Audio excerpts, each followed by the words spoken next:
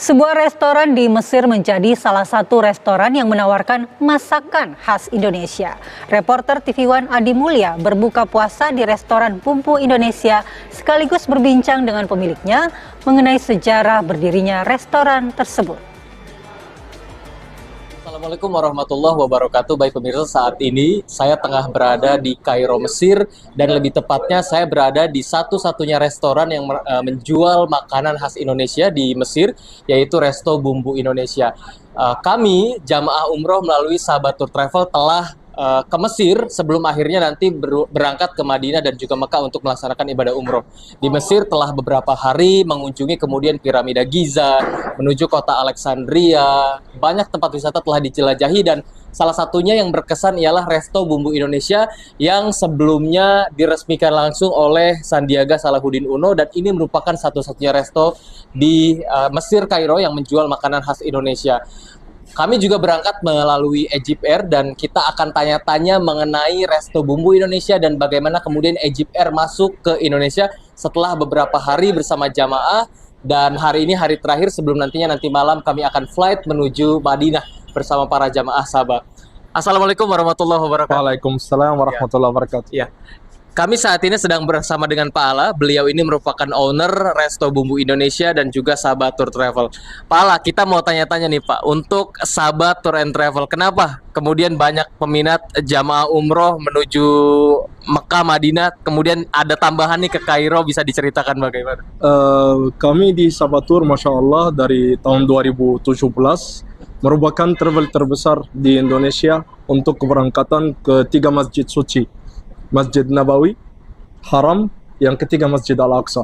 Dan Alhamdulillah bisa dikatakan kami terbesar se-Indonesia buat keberangkatan ke Masjid Al-Aqsa. Dengan adanya Egypt Air, kami kerjasama mulai 1 November sama Egypt Air, dan dari 1 November 2023 sampai saat ini kami berhasil berangkatkan kurang lebih 20.000 orang ke Mesir. Lalu keunikan di sini ada Resto Bumbu Indonesia, dan ini adalah satu-satunya restoran yang menjual makanan khas Indonesia. Bisa diceritakan bagaimana latar belakangnya, sejarahnya, kemudian para pengunjung selama ini pengalamannya seperti apa di Resto Bumbu Indonesia?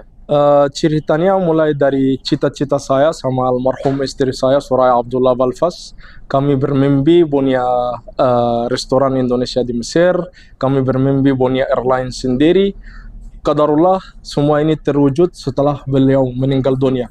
Sebelum meninggal dunia 2020, 1 November 21, kami berhasil berangkatkan Bapak Sandiaga Uno Salahuddin, dan beliau berkenan untuk meresmikan restoran Bumbu Indonesia di Kairo. Dan Masya Allah, tabarakallah, ini satu-satunya restoran makanan Indonesia di Kairo dan kota Mesir, di negara Mesir. Ya. Untuk jamaah Sabah ini berangkat selalu menggunakan Egypt Air. Bisa diceritakan juga kemudian bagaimana sejarahnya Egypt Air masuk ke Indonesia? Ini dalam sejarah antara Mesir dan Indonesia. Untuk pertama kali antara hubungan Mesir dan Indonesia ada penerbangan direct antara Kairo dan Jakarta. Mulai Indonesia merdeka tahun 1948, Mesir mengakui kedaulatan Indonesia. Untuk pertama kali baru ada penerbangan direct antara Kairo dan Jakarta, yaitu Egypt Air. Kami berjuangkan, dulu pernah masuk ke Indonesia tapi transit via Bangkok. Sekarang Masya Allah direct antara Jakarta Kairo hanya 10 jam. Oke. Menariknya di Sabah ini tidak cuma umroh ke Mekah, Madinah, ada juga tambahan di Mesir nih Pak Ala. Gimana Pak Ala? Ya, tambahannya di Mesir bisa lihat piramid yang termasuk salah satu dari 7 keajaiban dunia. Bisa lihat jenazah mumi Firaun yang sangat terkenal. Bisa makan malam di atas Nile Krus, lihat indahnya sungai Nil. Bagi orang Indonesia, karena mazhabnya mazhab Imam Syafi'i, bisa juga ziarah kuburan Imam Syafi'i. Bisa ziarah Ahlul Bait yang ada di Mesir. Di Mesir ada kurang lebih 5.000 sahabat dan Ahlul Bait di Mesir. Cucu Nabi Muhammad, Al-Husain, Sayyidah Aisyah, Sayyidah Nafisa, Sayyidah Zainab, sahabat Rasulullah juga di sini. Salah satunya Amr bin Al-As, Uqbah bin Amir, Zubair bin Al-Awam. Jadi Mesir sangat bersejarah bagi orang Indonesia. Terakhir Pak Ala, kita ketahui jamaah umroh dari Indonesia ini sangat banyak peminatnya dari tahun ke tahun, bulan ke bulan. Harapannya seperti apa ke depannya untuk jamaah umroh asal Indonesia? Harapannya Masya Allah dalam waktu yang sangat singkat, Egypt Air dan Sahabat Tour berhasil bawa 20.000 orang. target kami untuk tahun 2024 bisa bawah 100.000 orang atau sebanyak mungkin. Terima kasih atas waktunya Pak Ala, semoga sukses selalu. Sama-sama. Baik pemirsa, itu tadi perbincangan kami bersama Ala. Beliau ini merupakan pemilik Sahabat Tour Travel dan juga Resto Bumbu Indonesia, restoran yang menjual makanan khas Indonesia satu-satunya di Mesir. Dari Mesir, Adi Mulya, Bo Iman, tim TV One mengabarkan. Melaksanakan umroh di bulan suci Ramadan merupakan salah satu ibadah yang menjadi impian banyak umat muslim. Setiap Ramadan, jutaan umat muslim di dunia menunaikan ibadah umroh ke Tanah Suci. Seperti apa suasana Ramadan di Tanah Suci? Kita sudah terhubung dengan reporter TV One Adi Mulya yang berada di Madinah. Assalamualaikum Adi, silahkan dengan laporan Anda dari Madinah. Ya baik, Assalamualaikum warahmatullahi wabarakatuh. Adi Kumala dan juga pemirsa, senang sekali hari ini atau di malam hari ini saya sedang berada di Madinah bersama dengan rombongan para jamaah umroh yang nantinya akan melaksanakan ibadah. Untuk di Madinah sendiri, menariknya bulan puasa di area Masjid Nabawi ini sangat begitu terasa kehangatan juga keramaiannya, di mana uniknya di sini terdapat acara buka puasa takjil gratis selama 30 hari ke depan, dan para petugas ini setiap harinya disibukkan dengan pembagian makanan gratis sepanjang hari.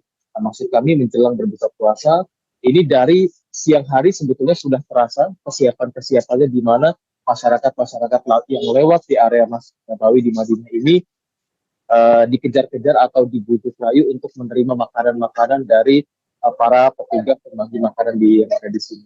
Para petugas ini sudah berjaga-jaga sejak sore hari, kemudian menggelar karpet yang ada di pelataran Masjidil Haram, kemudian menyiapkan makanan-makanan yang di dalamnya terdapat kurma, kemudian terdapat yogurt, terdapat roti-rotian, dan juga minuman-minuman hangat dibagikan oleh para petugas. Untuk buka puasa di sini dilaksanakan di Masjid Nabawi maksud kami, dan terasa sangat hangat, kemudian dilanjut dengan sholat maghrib di tempat yang sama di area masjid dan juga pelataran, sampai keluar bludakan jamaah begitu terasa ramainya sebelum akhirnya nanti akan sholat isya. Dan saat ini, di mana waktu kami mengabarkan ini baru selesai melaksanakan ibadah sholat tarawih di Masjid Nabawi yang terletak di Madinah. Andi Kumala dan juga pemirsa bersamaan dengan kami para jamaah juga telah hadir di Madinah ini. Masya Allah, luar biasa sekali bludakannya, yang nantinya jamaah ini akan melaksanakan ibadah umroh di Madinah dan lanjut ke Mekah terbang.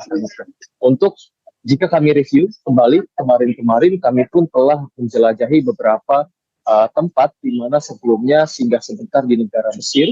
Di Kairo kami sempat mengunjungi tempat-tempat bersejarah sejak agama Islam di sana banyak sekali yang kemudian dikunjungi oleh jamaah umroh asal Indonesia, di antaranya kota Alexandria, kemudian ada tempat-tempat bersejarah seperti Sungai Nil. Kita ketahui bersama jika banyak cerita-cerita legendaris yang kemudian menjadi saksi bisu adanya peradaban umat muslim di sana.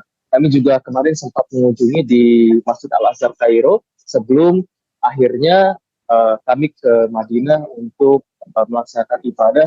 Lalu beberapa hari kami berada di Madinah, nantinya kami akan pergi ke Mekah untuk ke Masjidil Haram melaksanakan ibadah umroh. Nah, kami dapat kabarkan kepada Anda di sini kondisinya masih sangat ramai.